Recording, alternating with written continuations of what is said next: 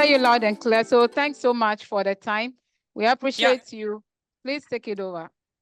Okay, thank you. For everybody's sake, we have an expression in Canada, when your children and pets are asked to perform, they never do. So we have a third example here. When technology should be working well, it doesn't always do what it wants to, but I think we're doing okay now.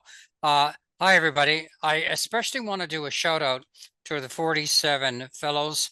And I did watch while you guys enjoyed your lunch, the list of the names, and I had the privilege of speaking to Raymond on where many of you are from.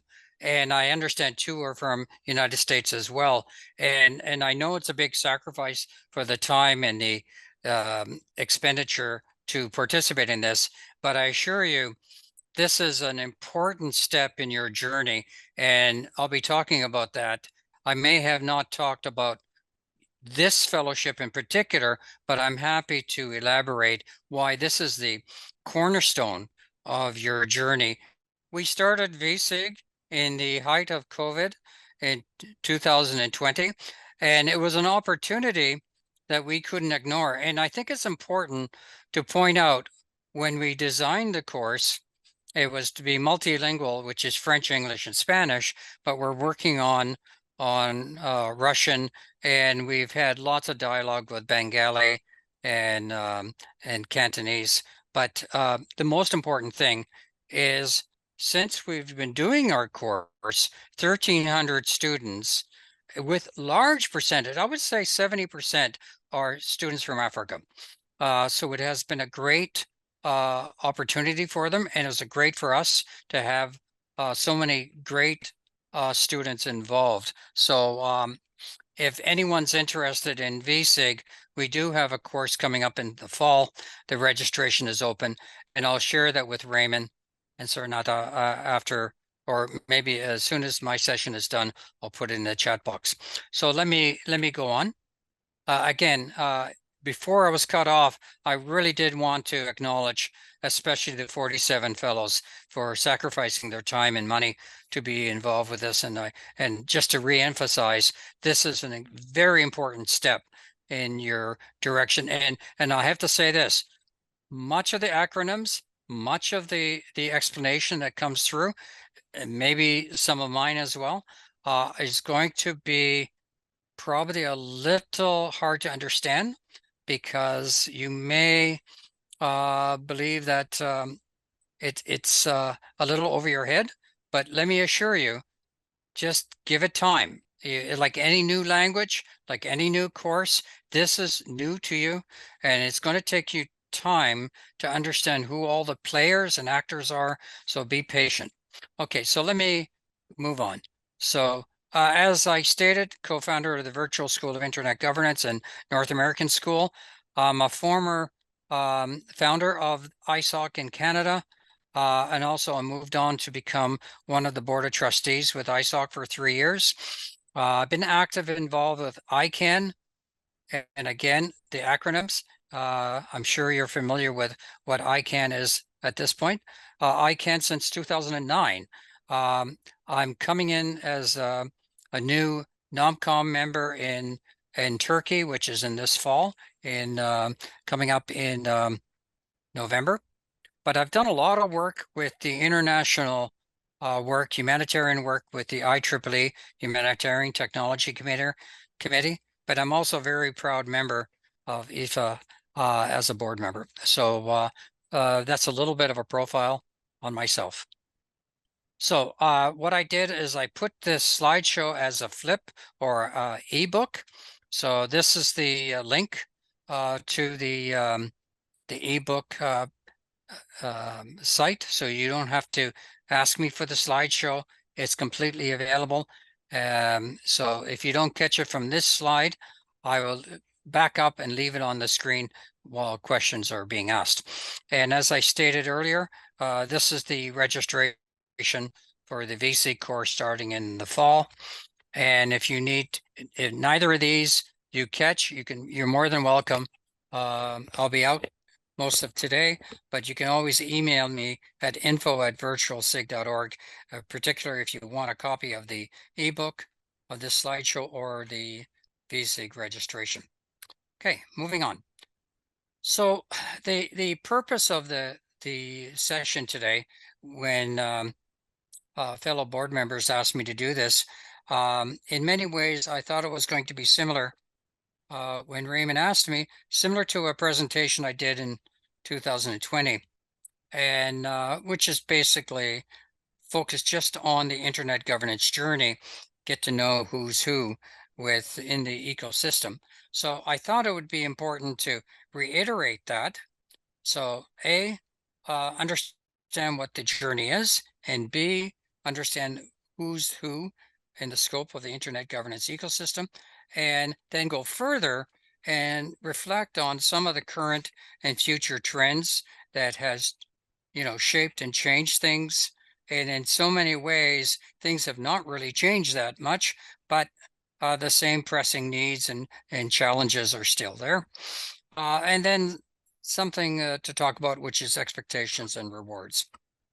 Okay. So many of you have probably seen this at the bottom quadrant.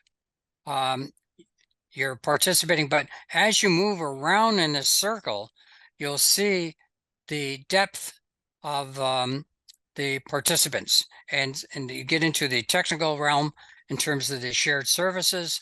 Then moving forward is the standards groups, and following through the naming and addressing, followed by more detail on local, national, regional policymakers, and lastly, the education and capacity building, which is in many ways, you've gone through the circle to the orange section, which is where you are today in terms of education. But I'll get back to this in particular in a minute. So if you sat back and thought about where do you want to start, what is a must know, what should I know, and what is nice to know? Back to that chart you just saw, you cannot consume all of it. My biggest recommendation for you on your journey is, first of all, to assess your skill set and what your particular interest is. So as the Chao Zhu has said, a journey of 1,000 miles must begin with a single step. So as you self-identify, you need to decide on where do you want to start. Now, you should be cognizant of many elements of the internet governance ecosystem, but it may not be your area of expertise or interest. So let's do this as the first thing. I want you all to jot down, do a self checklist, and be honest with yourself. Assess your talents and ambitions. Identify specific academic and career ambitions. Plot out an individual plan with specific milestones and timelines. You need to be visionary. You have to think of where do you want to be in 5 years, 10 years? And if you look at people in the ecosystem, who can you emulate? Who do you want to replicate? Who in the system itself can be helpful to you in charting that path towards becoming the person you want to be within this ecosystem. So let's go back to the chart itself. So some of you may really be technically orientated. So in the purple section, more and more IXPs are, for example, being created. That is something that maybe you're involved with today. Maybe that's something of interest. Start researching it. Maybe that is something that you can work. You've identified a need for an IXP in your community or your country. Go back and look at funding opportunities. You may need to partner with a local not-for-profit or other groups. Maybe some of the people in this room might want to do a joint proposal. The ISOC Beacon program on connectivity is an excellent example, and it's a lot of money with the ISOC Foundation one could tap into. And some of the things they fund is internet connectivity for people who are not connected. So if that's the area of your expertise, and there's nothing there, and you've done the research, find the partners and find the funding opportunities that can be there to go with it. Now, as you move up to the open standards, what I would recommend is if you can't afford to go to one of these meetings at IETF, I would suggest you can always go for free remotely. Just apply. There are 3 times a year, the IETF, and you can get deeper involved in understanding what IETF does because they're the standard body. And eventually you can apply again, same as what you did with the 47 of you for this school. There is fellowships available within each of these organizations, and if that's the area you want to get involved with, actually writing the standards or understanding the standards, this is the way to go, is getting involved with these standards groups and you fully understand it. Now, for example, I've attended many of the IETF meetings. I haven't written any standards myself, but it's an important element to understand. And when I don't understand a technical aspect, because I've been to these meetings, I know the who's who, so I can reach out and actually get involved with it. So moving ahead, ICANN's a natural. ICANN has 2 fellowship programs for you to be involved with. One is not limited by age. You can be any age to apply for it. And I think being involved with a school like this is a very important criteria when the ICANN Fellowship Committee goes ahead and starts selecting those people that to be at a ICANN meeting. So nothing you're doing in this next 3 days is going to be wasted if you have a plan.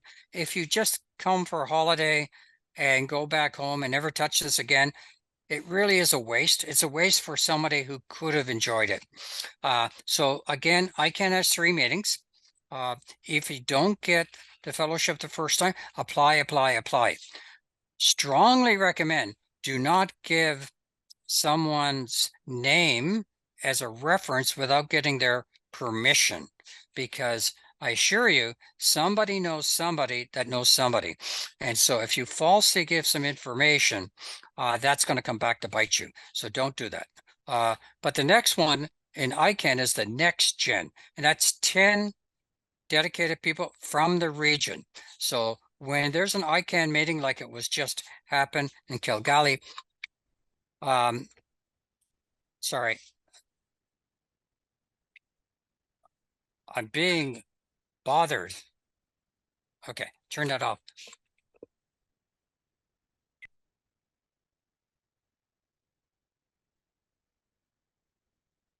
Can you take this, please? Okay, so as I was saying, the next gen has 10 people selected, and Kigali had 10 individuals with the next gen, but you won't be able to apply for the next gen when it's out of the region, because ICANN rotates around the world depending on the region. Now, the RARs, many of you here probably know who your local RAR is. If you don't, shame on you. But the RAR for Africa is AFRINIC. So AFRINIC has meetings just like ARIN, RIPE, APNEC, LACNEC. All those RARs are basically one step below ICANN. And they too have fellowships. And they also have opportunities to participate in their program. So again, being involved with internet governance, like a course like this, is not going to hurt you when you apply for those type of fellowships. But it's important because there's opportunities to get involved with the advisory councils, board positions, and you may say, well, I'm only 20 years old. Why, actually, you guys have a phenomenal opportunity compared to what like myself or even Raymond, when we started doing this, there was nobody giving us any help. We started doing it, we got involved. And in my case, I first got involved in 2009 with ICANN, with North American at large community, and I focused on the end users, and got fairly quickly a member of ISOC, which is natural, and they've been around for over roughly 25 years. Got involved with IGF, did presentations at IGF and a number of IGFs. And for over 10 years, I was involved with IEEE, with the humanitarian technology, connecting communities, and also reliable electricity. You can't have connectivity without reliable power.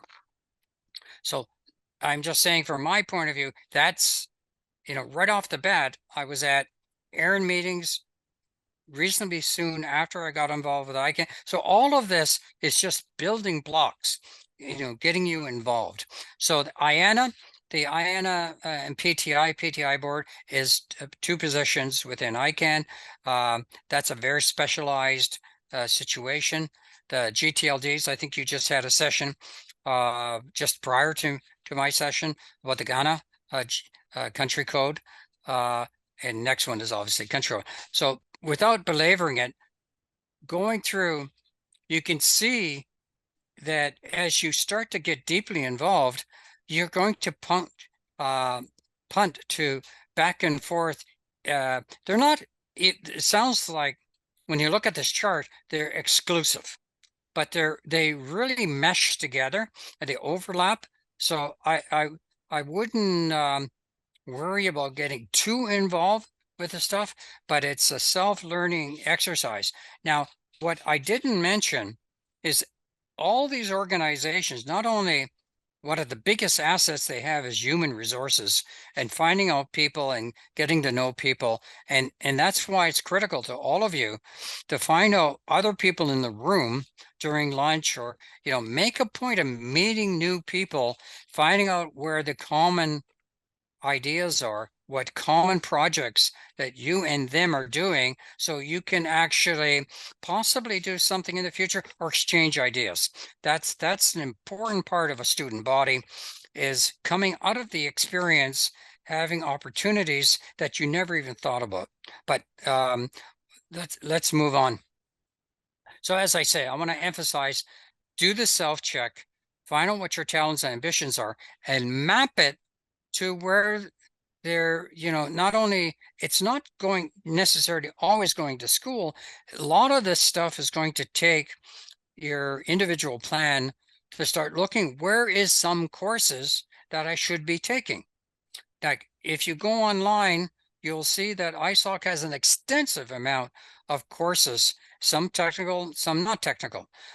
Same as with the RIRs. They have a host of courses that, again, if you're a person that's just a policy person, maybe on digital rights, human rights, you're going to have to go broader than just the technical community to find that stuff. Even though that IETF has a human rights working committee, and same as ICANN, but they're not as deep as people like there are with Access Now, or people with RightsCon, or there's a lot of individuals out there, or even the IGF for that matter.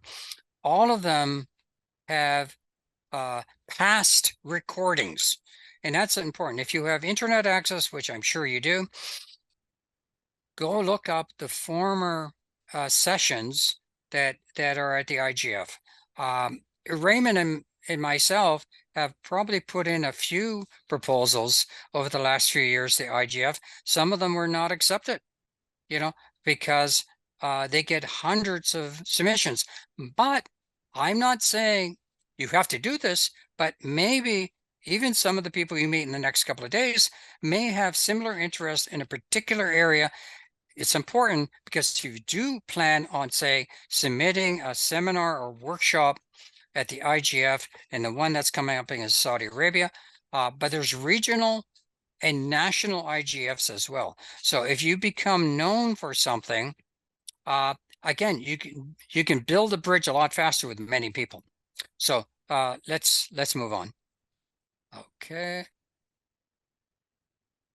Okay, so you've done your self-check, and you've assessed your talents and ambitions, and you're moving ahead on your career ambitions, tying it back to what I just showed you on the internet pinwheel. But again, plotting your individual plan, have some sight in mind where you would like to go with the plan, but it does take some diligence and time. Okay, so back in 2010, Dr. Daenerys, she's now with American University. I was on CG with her a few years ago.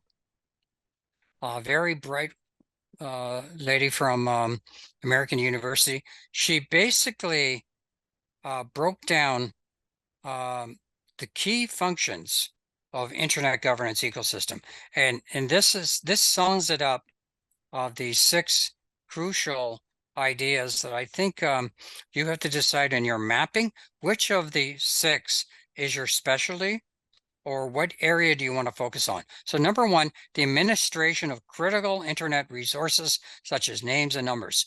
So you remember that chart up at the top of the chart, you got ICANN and RARs.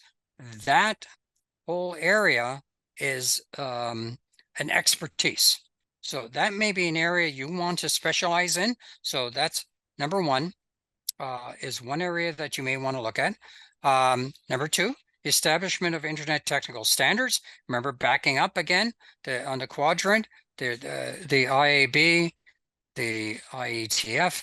Those it might be areas that you have strong interest in and how to get involved. Number 3, access and interconnection coordination.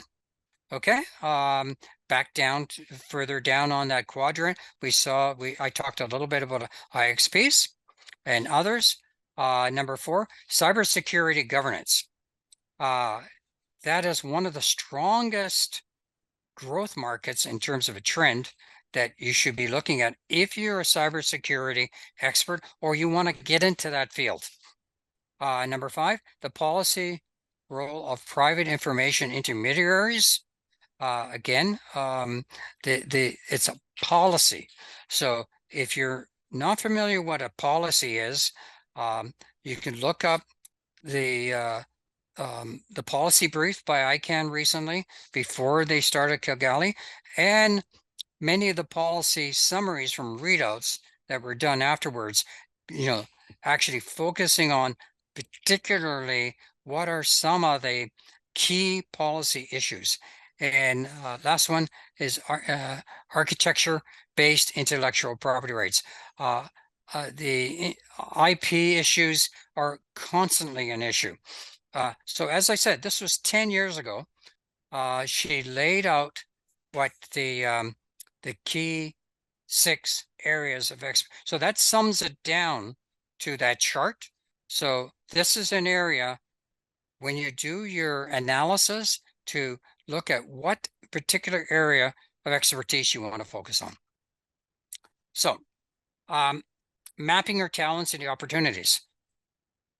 All the companies that are looking at hiring, because I'm assuming you're going to run your own business or be hired by someone, they obviously want technical skills, people that know how to write policy or understand policy or implement policy.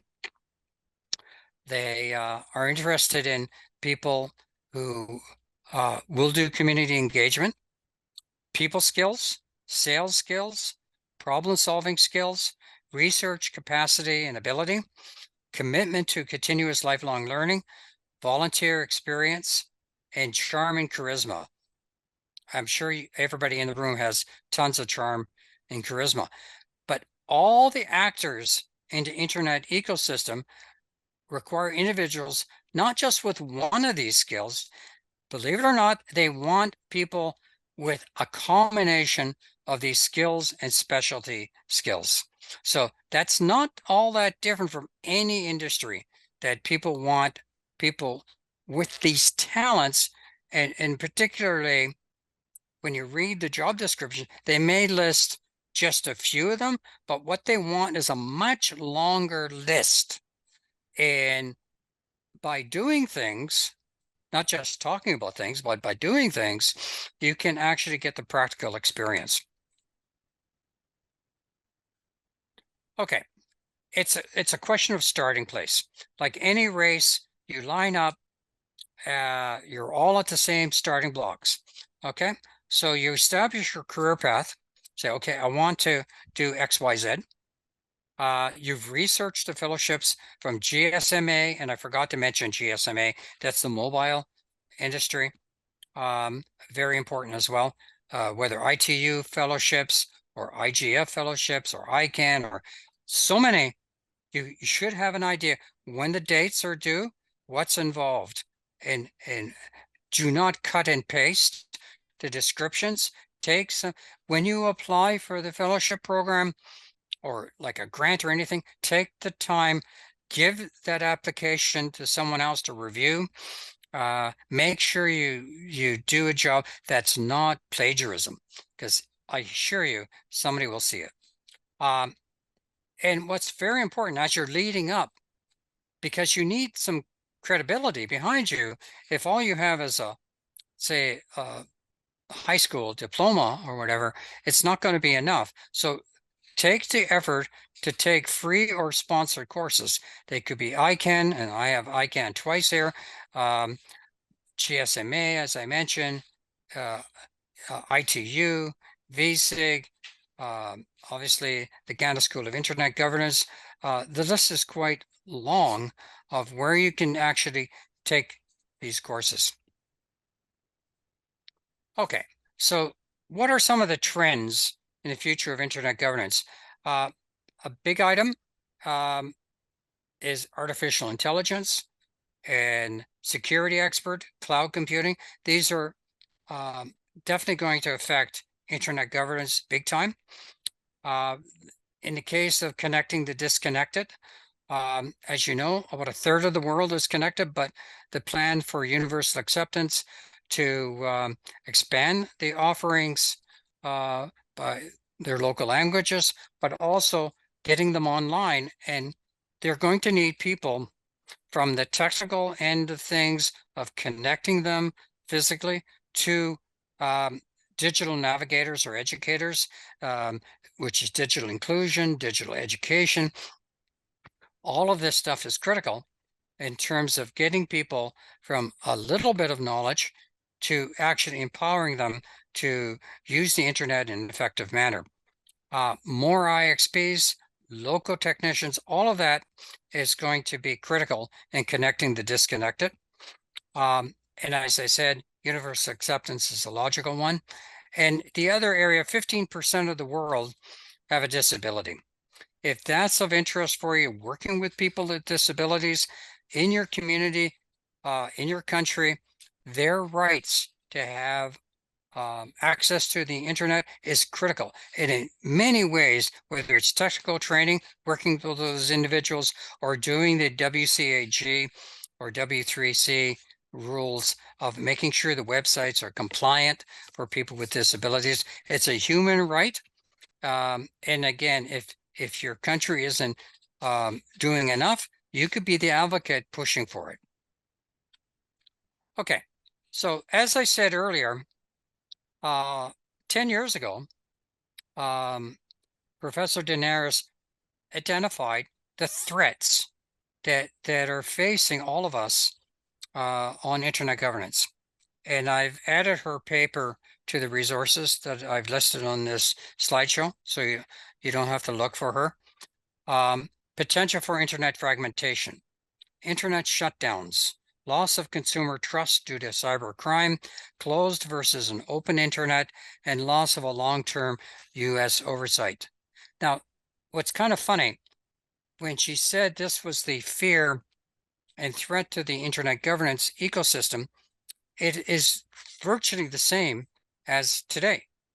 Those threats, those fears are continue to exist today. It hasn't really changed. Maybe slightly different wording. We use internet fragmentation more so than other things, but generally speaking, it's still the same. So all of these trends were true in 2014 and remains 10 years later. Fear, uncertainty, and death, as they say, is a key attention getter and shapes how our decision makers prepare for the future. Again, decide on your career path, passion, and capability, and be crude, follow the money. And how organizations are preparing for the future and identify what skills they need to be nimble in a changing world. And in some cases, take a look at what these fear and anxieties that organizations have, whether it's the hospital that's scared of cyber attacks or online attacks to the government process. All of this stuff will shape policy, which again, governments and companies will allocate funds for hiring people with the right skill sets. Another major trend, I would say, there's been a lot of, I guess, in many ways, just verbal acknowledgement, but I think things are changing, both a multi-stakeholder model, universal acceptance, more languages available, more content available in indigenous languages. Swahili is something that again, it's not Pan-African, but is a very significant language within the Africa that is clearly a key point. But all of you probably have your own home languages rather than just English that would be great to elevate up and have them as content on the net. So internationalized domains is a window of opportunity. Myself and a group of us are pushing for indigenous languages in Canada, with particularly Northern Canada. It's the Inuktitut language. It uses a different script. So if you type in the domain name, the particular name in the script, Inuktitut language, it will not show up. So we're working with the IDN working group within ICANN to get that language accepted, and working with the advocates in different governments across Northern Quebec and Canada to see that people who speak that language can actually type that into a domain name and actually read in their own language. So that's going to takes time, and it takes a fair amount of effort, but it's worth it. Okay, so crucial steps. So your homework today is take the time, and I gave you the link for this. If it hasn't been mentioned, I'm going to mention it now. Read and understand the Global Digital Compact. That's a statement, a concept within the UN.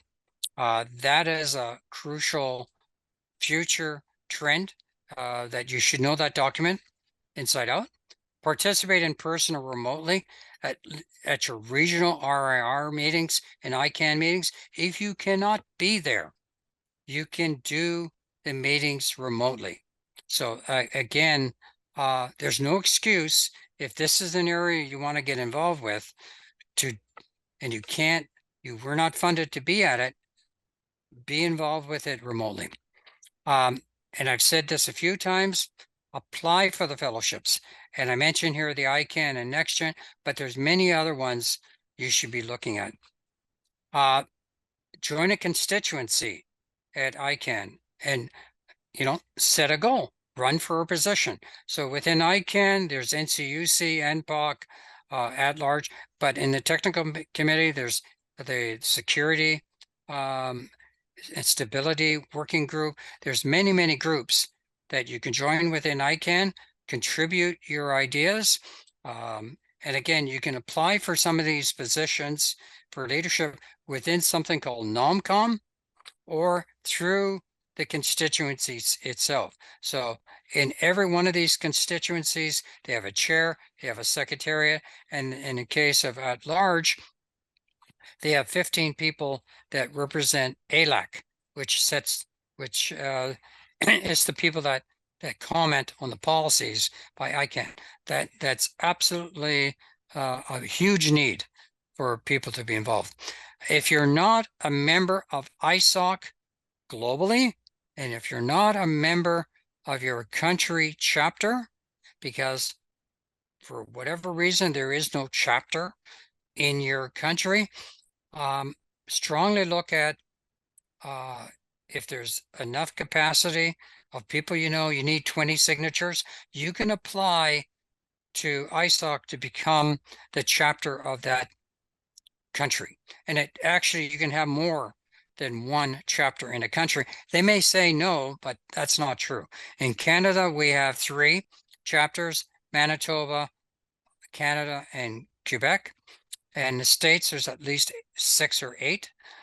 So you can seriously look at if there is no chapter and this is your ambition, work on it and set up the chapter. Again, participate in local, regional, and international IGFs, Internet Governance Forum. If there isn't a local IGF, think about starting one. You can contact the IGF Support Association. They'd be happy to work with you. They provide financial support for setting up the IGF, and it might be something worth looking at in tandem with like the Ghana school to deliver it. Attend, this gets a little deeper, attend local legislative hearings or open calls for public opinion on maybe on digital rights, maybe on consumer laws, maybe on internet shutdown regulations, anything that's dealing with your local country legislative changes to make the internet more free or more closed, wherever you sit. But every country that's a democratic country is looking for public opinion on legislation, and you can shape the future, and that will shape the trend for internet governance is giving comment and just reading the comments and possibly doing a statement in tandem with maybe an ISOC chapter or whatever, but you could be the pen holder and actually very, very active in the legislative hearings. Okay. Expectations and rewards. This is my last section.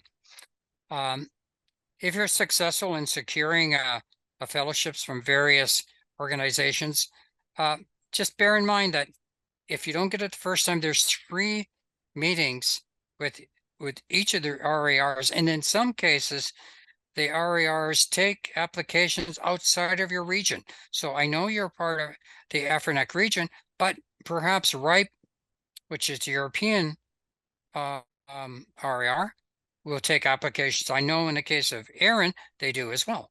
So, take that into consideration. So again, just don't apply once and say, oh, I didn't get it, I'm going to go home. No, do it more than once.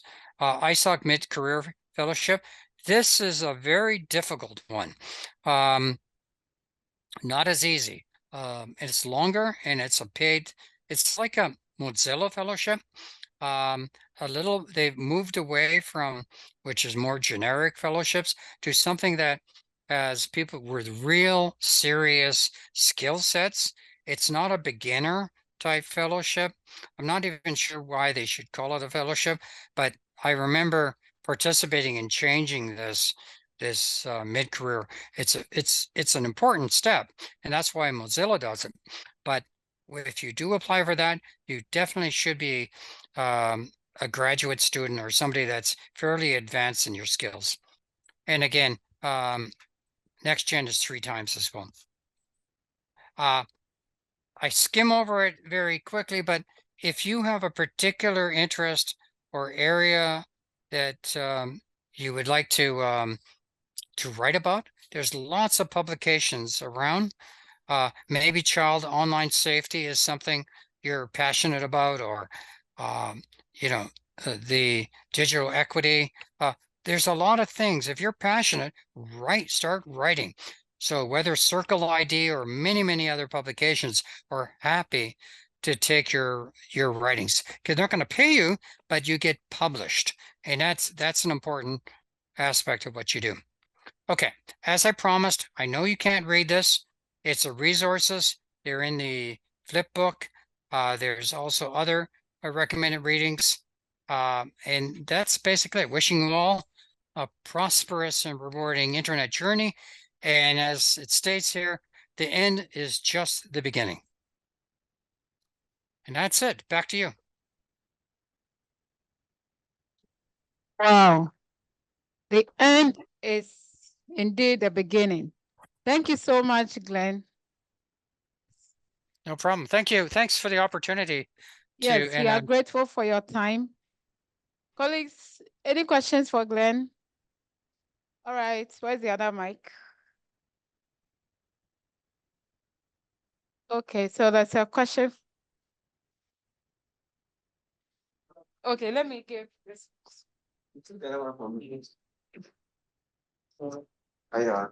No. Hey, Maury. Yes. Hello, sir, Mr. Glenn. How are you? Thank you. Thank you. My name is Maureen. My question to you is, did you participate in Icon 80 this year? And Yeah, if sorry, you go ahead. did, and if you did, is it anything that you would like to share that would be meaningful to us for those who maybe didn't participate? Okay. Thank you for the question. I did participate, but you know, I practice what I preach. Because I didn't go there doesn't mean I didn't participate. I did two things. One, there was a prep week, which was 2 or 3 days, more concentrated. I was involved with that. I attended those sessions. Now, bear in mind, all the sessions on the prep week and the Kigali was on GMT +2 or something. So they're for me, it's like 4 in the morning. So I'm grateful to Renata and Raymond to give me this time slot because it's now 11:30 my time. But if I had the early slot, I'd be 4 o'clock as well. Yeah. So before I started, I can produce the policy document, which I read. Also, I was in participation with NPOC and also with at large, basically finding out who's going to be at those policy meetings. So I was able to give my comments. The other participation I did is because I'm deeply involved with carbon neutral issues. And one of the ICANN strategic plan items is ecological or environmental changes that ICANN to reduce their carbon footprint. So myself and Raul Plumer, the former chair of ICANN's board, Martin, Perry, Estefari, there's a number of us that have been pushing ICANN to be environmentally responsible. So directly involved with giving feedback to the board on that.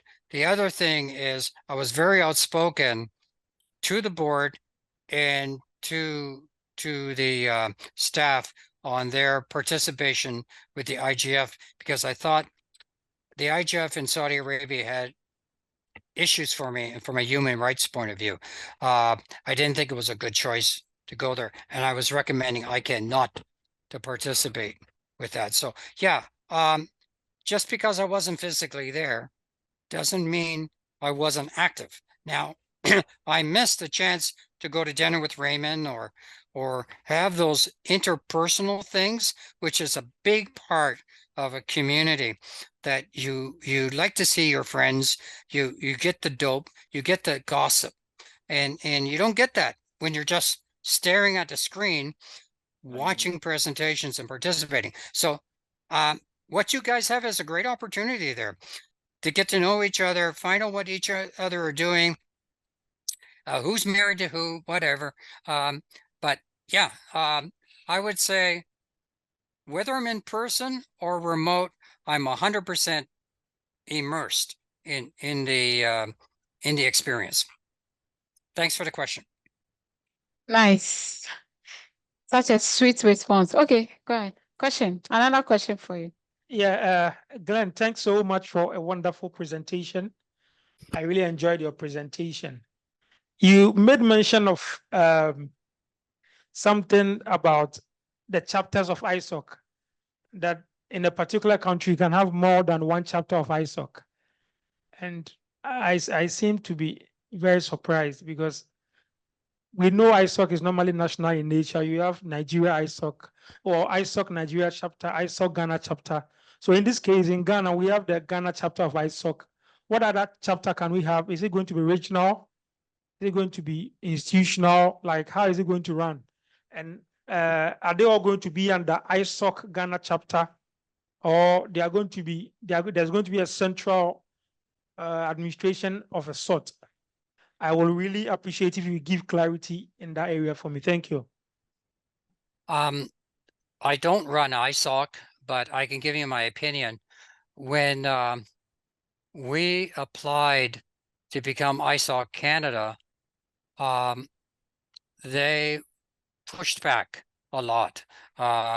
They told us we have a chapter in Canada, but that chapter functions in French, and it's in Quebec, and it calls itself ISOC Quebec, which doesn't have membership in the other parts of the country. So it took a little while, but we managed to convince them. But again, you got to get 20 names to in the application, and the application requires some effort. There's so many issues that, you know, unofficially, I got to be careful what I say, but I would say in some cases, and I don't say all cases, but in some cases, perhaps the local chapter isn't doing the job that meets the needs of the community. Maybe in some cases, the same people run for office and it never changes. So it may not be that functional to the needs of the community. And that's an opportunity. And I think if ISOC is honest with itself, it wants vibrant chapters. If the existing chapter is being run as a little dictatorship, maybe time and you can't change that because whatever rules they have, then you don't have competition. It's probably a healthy thing for the organization to. Now, what I would recommend, whoever your ISOC contact is, you don't have to go to Andrew. He's leaving. He's retired. A new CEO has started at ISOC, but each region has someone that, you know, if you get a body of people together and arrange a Zoom call and say, this is what we want to do, and let them put it on record if you can or can't do it. But there is no ombudsman at ISOC, even though I suggested it, but you do have a board. And, you know, you have Caleb, who is a board member. He's from Nigeria originally. He's actually from Winnipeg, but reach out to Caleb as a former Nigerian and an ISOC trustee on your ideas. So if you, all you need is an advocate, whether on the board or within the staff. If this is something you want to do and you're passionate, if it's just yourself, I don't think you have much of a chance. You have to get a body of people. We ran into this. We have 4,700 members with our local IEEE section in Toronto. And there was a group saying, oh, I want to set up a section just in outside of Toronto. But he had no, except his idea of creating a section, but he had no community interest. So it didn't happen. But they were very happy to work with the guy if he had a real genuine community, but he didn't. So if I failed to mention, if you have an IEEE section in your country, join that as well. That's an important, and you can become a member of IEEE as well. Great. That's my comment. Okay. Great. Thank you, Glenn. Any other questions for him? Okay, I think, Glenn, we are okay. Means that we are satisfied with all the things that you said, and then Okay. we are grateful. Thank you so much. Okay. Thanks, everybody. Yes. Thank you. Thank you. Thank you. Thank you. I'm leaving Nice. now. All right. Thank you. Bye. Bye. Bye, everybody.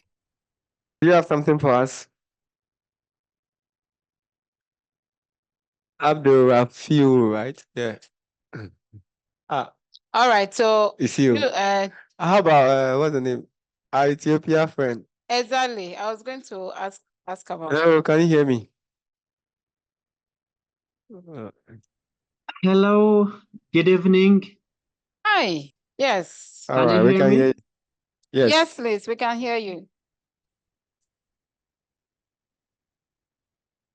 Okay.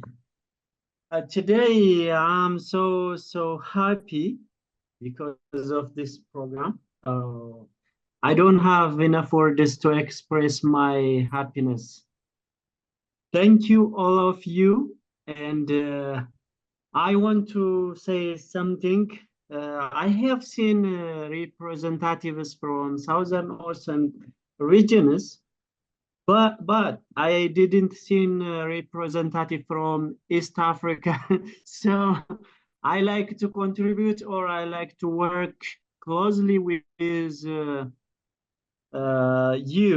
as a volunteer ambassador and as a representative.